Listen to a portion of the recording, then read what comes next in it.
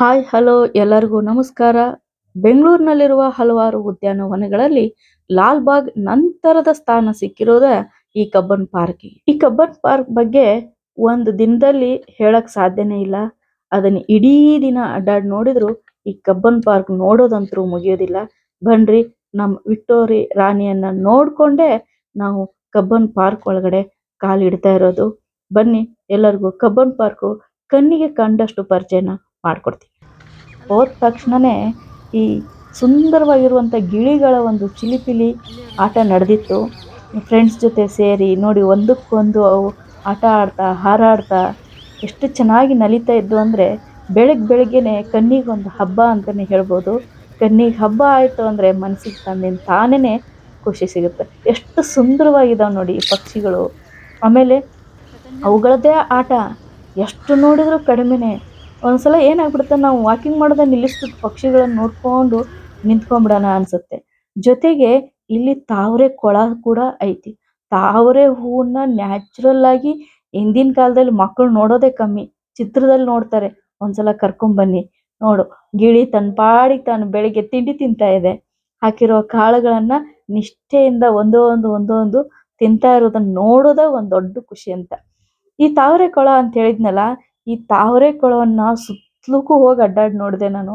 ಎಷ್ಟು ಚೆನ್ನಾಗಿದೆ ಅಂದ್ರೆ ಆಹಾ, ಅವನ್ನ ಈ ಕ್ಯಾಮ್ರಾದಲ್ಲಿ ನಾನು ಅಷ್ಟು ಸೆರೆ ಹಿಡಿಯಕ್ಕೆ ಆಯ್ತೋ ಇಲ್ಲೋ ಗೊತ್ತಿಲ್ಲ, ಬಟ್ ಕಣ್ ತುಂಬಾ ನಾನು ತುಂಬ್ಕೊಂಡಿದ್ದೀನಿ.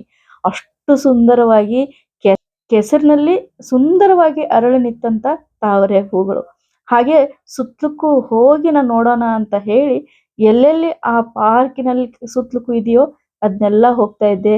ಇಲ್ಲೊಂದು ಅಳಿಲು ಬೆಟ್ಟೆ ಆಯ್ತು, ಗಿಡದ ಮೇಲೆ ನಿಂತಿತ್ತು ನೋಡಿ. ರೌಂಡ್ ಹಾಕ್ತಾನೆ ಇದೀನಿ ನಾನು. ಸುತ್ತಲಕ್ಕೂ ಕೂಡ ಈ ತಾವರೆ ಕೊಳದ ಒಂದು ಆಂಗಲ್ ಅನ್ನು ನೋಡೋಣ ಅಂತ ನಾನು ಹೋದೆ. ಹಾಗೆ ಏನಾಗುತ್ತೆ ಅಂದ್ರೆ ನೋಡ್ತಾ ನೋಡ್ತಾ ನಾವು ಅಡ್ಡಾಡ್ತಾನೆ ಆ ಕಡೆ ಈ ಕಡೆ ಗಮನಿಸ್ತಾ ಇರ್ಬೇಕು. ಅಲ್ಲಿ ಎಷ್ಟೊಂದು ವಿಚಿತ್ರಗಳು ಕೂಡ ನಮ್ಮ ಕಣ್ಣಿಗೆ ಕಾಣಿಸ್ತಾವ. ನೋಡಿದ್ರೆ ಇಲ್ಲಿ ಕಾಣಿಸ್ತಾ ಇದೆ ನಿಮ್ಗೆ, ಇದನ್ನ ನಾನು ಬೇಕಂತಾನೆ ಹಿಂಗೆ ಉದ್ದ ಫ್ರೇಮಲ್ಲಿ ಇಟ್ಟು ತೋರಿಸ್ತಾ ಇರೋದು. ಇಡೀ ನಿಸರ್ಗದ ಸೌಂದರ್ಯವನ್ನ ಕಣ್ಮುಂದೆ ನಾವು ತುಂಬ್ಕೋಬಹುದು.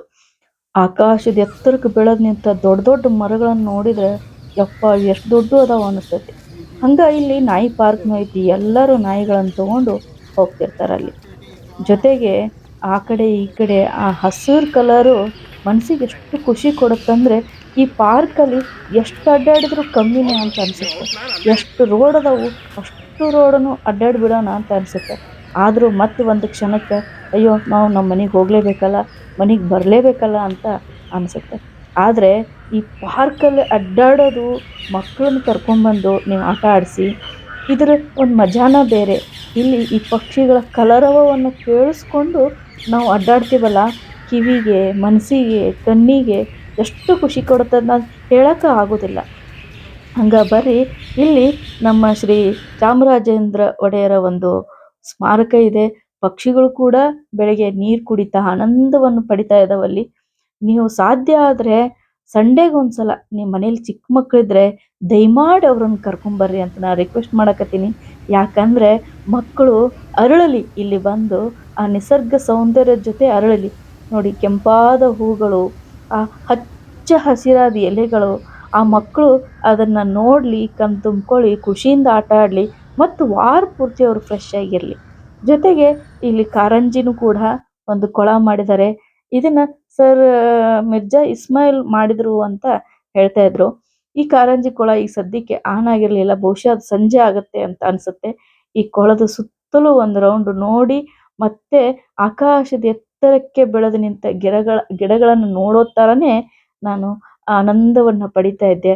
ಸಾಧ್ಯ ಆದವರು ಬೆಂಗಳೂರಿಗ್ರೆ ನಾನು ನಿಮ್ಮಲ್ಲಿ ರಿಕ್ವೆಸ್ಟ್ ಮಾಡ್ಕೋತೀನಿ, ನಿಮ್ಮ ಮಕ್ಕಳನ್ನ ವಾರಕ್ಕೊಂದ್ಸಲ ಆದರೂ ಕರ್ಕೊಂಡು ಬನ್ನಿ. ಅವರ ಒಂದು ಮುಗ್ಧ ಮನಸ್ಸು ಇಲ್ಲಿ ಅರಳಲಿ ಅಂತ ನಾನು ಕೇಳ್ಕೊತೀನಿ.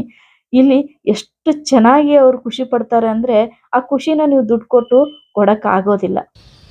ಈ ದೊಡ್ಡ ದೊಡ್ಡ ವಿಶಾಲವಾದ ಒಂದು ಪಾರ್ಕಿಂಗದ ವ್ಯವಸ್ಥೆ ಇದೆಯಲ್ಲ, ಇಲ್ಲಿ ಯಾವ ರೋಡಿಗೆ ಹೋದ್ರೂ ಅಷ್ಟು ನಮಗೆ ಖುಷಿ ಸಿಗ್ತೈತಿ. ಹಾಗೆ ಮೇಲೆ ನೋಡ್ತಾ ನೋಡ್ತಾ ನನಗೊಂದು ವಿಚಿತ್ರ ಕಾಣಿಸ್ತು. ಇದು ಗೂಡೋ ಅಥವಾ ಯಾರಾದರೂ ಮಾಡಿ ಹಾಕಿದಾರೋ ಅಂತ ಕೊನೆಯವರೆಗೂ ನನಗದು ಏನು ಅಂತ ಗೊತ್ತಾಗಲಿಲ್ಲ.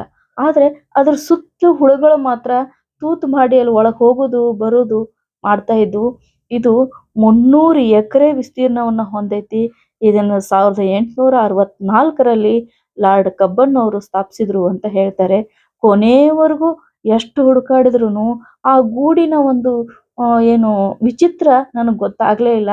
ನಿಮಗೇನಾದ್ರೂ ಗೊತ್ತಾಯ್ತು ಅಂದ್ರೆ ಕಮೆಂಟ್ ಮಾಡ್ರಿ, ನಂಗೆ ತಿಳಿಸ್ರಿ. ನಾನು ತಿಳ್ಕೊಬೇಕಂತ ನಂಗೆ ಭಾಳ ಕುತೂಹಲ ಇದೆ. ಅದನ್ನ ಎಷ್ಟೊತ್ತವರೆಗೂ ನಾನು ಸರ್ಚ್ ಮಾಡಿದೆ. ಇದು ಮನುಷ್ಯರು ಮಾಡಿದ್ದ, ಇಲ್ಲ ಪಕ್ಷಿಗಳು ಮಾಡಿದ್ದ, ಇಲ್ಲ ಈ ಹುಳುಗಳು ಮಾಡಿದ್ದ ಅನ್ನುವಂಥ ಒಂದು ಪ್ರಶ್ನೆ ನನ್ನ ತಲೆಯಲ್ಲಿ ಕೊನೆಗೆ ಮನೆಗೆ ಬರೋವರೆಗೂ ಕಾಡ್ತಾ ಇತ್ತು.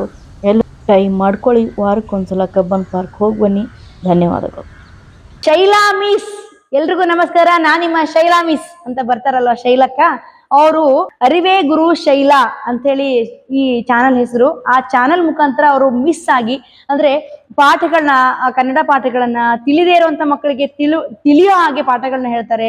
ಜೊತೆಗೆ ರೇರ್ ಆಗಿರುವಂತ ಮಾಹಿತಿಗಳು, ವ್ಯಕ್ತಿಗಳ ಪರಿಚಯ ಮಾಡಿಸ್ತಾರೆ. ಹಾಗಾಗಿ ಎಲ್ರು ಅರಿವೇ ಗುರು ಶೈಲಾ ಚಾನಲ್ನ ಸಬ್ಸ್ಕ್ರೈಬ್ ಮಾಡಿ.